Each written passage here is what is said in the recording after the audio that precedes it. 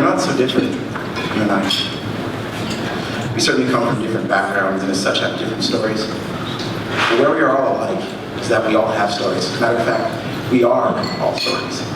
One's in constant state of addition by the author of life. But my desire is not to talk at your heads, but rather to communicate to your hearts. Tonight, I wish to paint for you a picture of a life lived as a part-time ghost. By day, you are seen through by passerbys in the street, yet by night, you are unable to walk through the walls in your way. It is this experience that I've known since the day I was born. I was born in Philadelphia, the son of 2 unmarried drug addicts.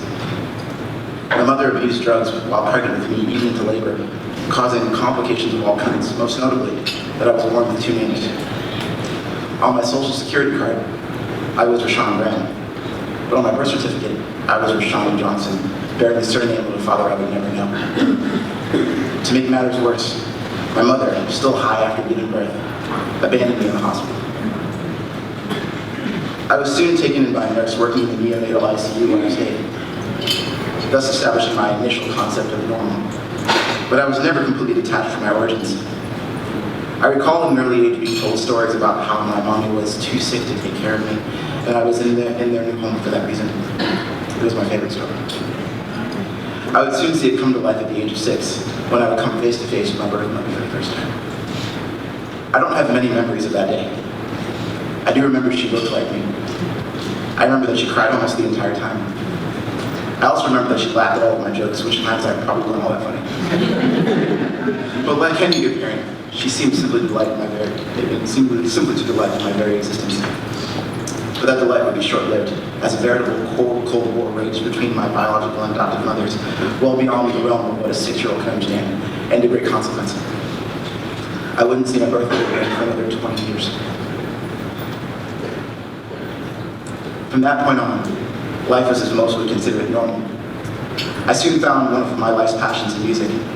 I joined my school band at 8 years old and developed new interests in the years that followed, such as film and creative writing. However, as I transitioned into grade school, into middle school, and even into high school, the reverberating sounds of the confusion I'd been born into slowly began to reveal themselves.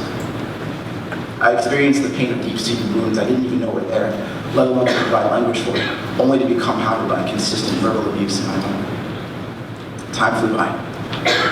Before I knew it, I was in college, a period of my life when I did my greatest amount of reflection. As the verbal abuse continued to greater and greater severity, I began to look at my life through brand new eyes, becoming more and more aware of life as an adopted child. While no one can deny the blessing of a home, adopted children need constant affirmation, as would anyone born into immediate transience. Without it, you become keenly aware of what isn't yours. You begin to see bonds among biological family, and long to know that for yourself. I soon found that I too yearned for that truth about my lineage. It wasn't long after this thought that I was found by members of my biological family through social media, including my mother. While most certainly an answered prayer, it unfortunately served to exacerbate the existing struggles of my life.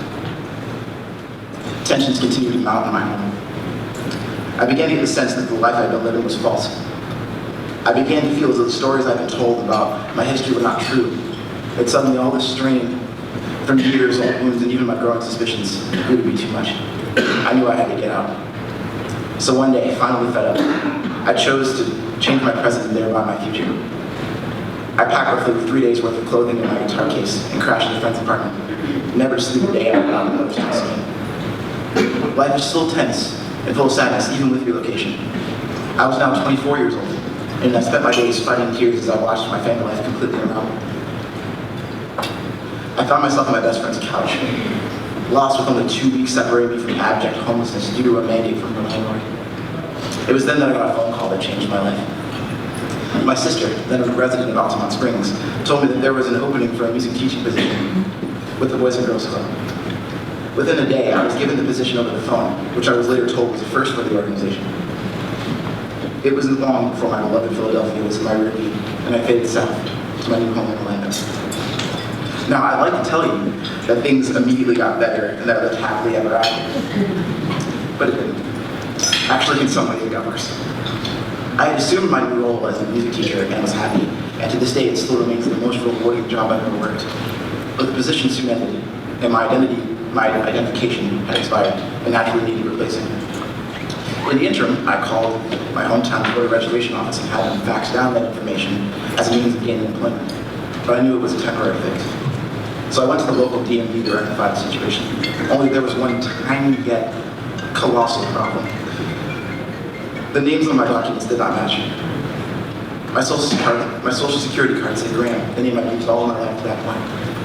But my birth certificate still said Johnson, my father's last name. I was then given the runaround by every government agency I went to. Getting a job became impossible. Hope began to evaporate, and the life I lived with my new wife became far more difficult. We were forced to give up our apartment and live in a cheap hotel. I found myself taking odd jobs to attempt to bring in income, such as teaching bass lessons privately, or even attempting a recording session work using what I knew best to my advantage. But efforts to change my name drew to a standstill. I continued to hold out hope, even though doing so became incredibly taxing on my mind and my heart. 1 year passed. As we were forced out of the hotel, an 8-month season of homelessness began. We started many days not knowing what would become of us by the night. We found ourselves sleeping on foreign couches and beds. At one point, we were even sleeping in a friend's car. And as if that wasn't enough, the job my wife worked soon let her go. We were lost in directions, looking for a sign of life. All that Rahsaan was going through made me feel a lot of stress. I felt like I always had to have everything together, not only emotionally, but financially, and with my own documentation. Everything that required an ID was a reminder to him that he was dependent on me, and was a reminder to me that I had better not mess up.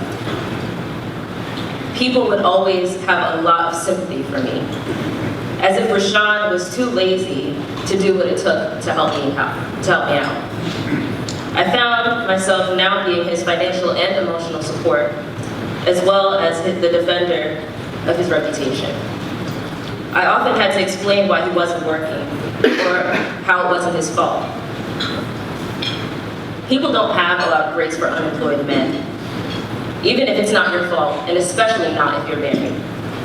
The expectation is that you just get it together and figure something out. Work under the table, on top of the table, all around the table. Whatever you do at the table, it better have benefits and a retirement plan. The irony is that people place identity on you based on your employment status when he needed a way to secure his identity to get employment in the first place. Without me, he would be homeless because you need an ID to get an apartment. No money, because a job was almost impossible to get. No bank account to put what money he may have because you need an ID to get a bank account. When we were homeless, Rahsaan couldn't even get in a hotel without me. He couldn't get food stamps without me, let alone travel on a plane, get a driver's license, or follow any of his dreams. Rahsaan was stuck, and I was his ticket to survival. At 22 years old, I was making $10 an hour at an art supply store. His daily life was on my shoulders, and I woke up with that weight every morning. His ID wouldn't just mean freedom for him, it would mean freedom for us. And that's when IDignity stepped in. Having been referred by a dear friend who was a social worker, my wife and I came to IDignity event late last year. I was greeted by smiles and palpable joy from people working in a wide variety of locations and functions. Some were lawyers and others were notaries. Some took names and some simply greeted. But regardless of the many functions, they operated as one, with the goal of fixing the seemingly unfixable, to restore life back to those denied it by the often rough winds of circumstance. It's tough for me to put into words the love and understanding I felt that day. The seemingly immovable wall that separated me from stable life was literally nothing more than a simple error. I was shocked. A heart that had been deferred and in many ways deterred was suddenly met by a group of people determined to see resolution in life spring forth. And spring forth it did. 8 months went by before my wife received an email from IDignity saying my birth certificate, at long last, was finally changed. For the first time, all of my documents finally matched. A day later, I came to get it as well as the first day ID at birth.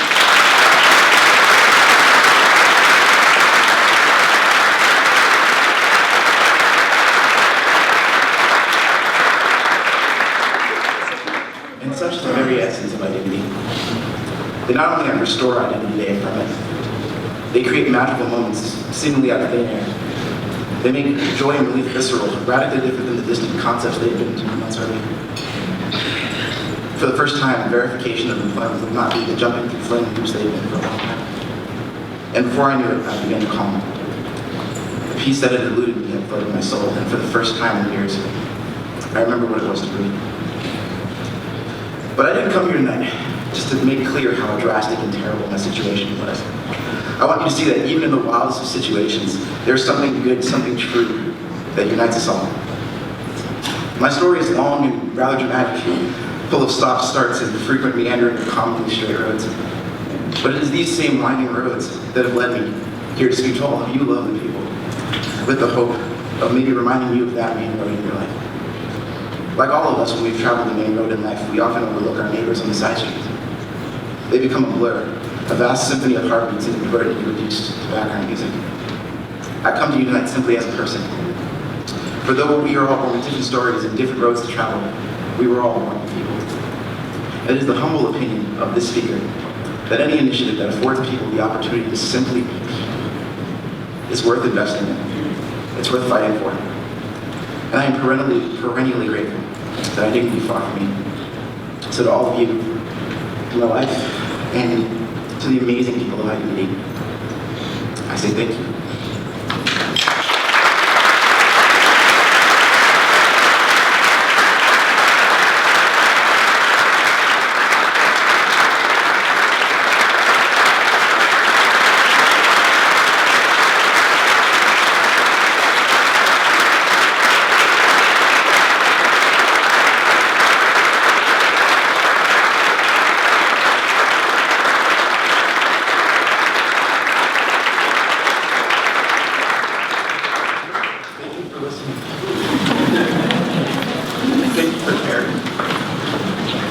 Thank you for sitting when I am most convinced of my invisibility.